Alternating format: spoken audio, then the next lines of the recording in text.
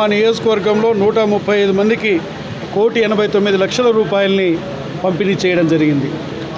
రాష్ట్ర ప్రభుత్వము, ఎన్డీఏ ప్రభుత్వం, గౌరవ ముఖ్యమంత్రి నారా చంద్రబాబు నాయుడు గారు పేద వర్గాల యొక్క ఆరోగ్యం పట్ల ఎంత శ్రద్ధ కనపరుస్తున్నారో ఇప్పుడు నేను చెప్పినటువంటి సంఖ్యలను బట్టే మీకు అర్థమవుతూ ఉంది.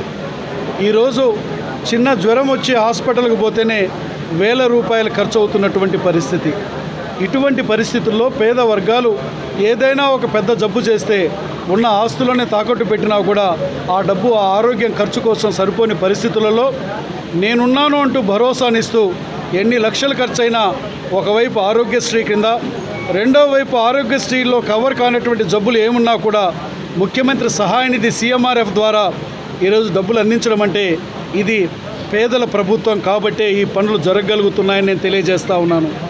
ఈరోజు మా నియోజకవర్గంలో గడిచిన 2014-19 తెలుగుదేశం ప్రభుత్వం అధికారంలో ఉన్నప్పుడు దాదాపు 20 కోట్ల రూపాయల డబ్బులని దాదాపు కొన్ని వేల మందికి ఇక్కడ డబ్బులు మేము CMRF ద్వారా కానీ LOCs ద్వారా కానీ అందించడం జరిగింది.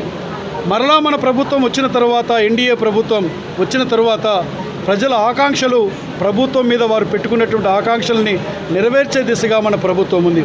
నేను ఒకటే మాట చెప్తున్నాను, చేసే చేయికి శక్తినివ్వండి. ప్రభుత్వాన్ని ఈరోజు ఆదరించండి, ఆశీర్వదించండి. ఇది పేదల ప్రభుత్వం, బీసీ, ఎస్సీ, ఎస్టీ, మైనార్టీ వర్గాల ప్రభుత్వం.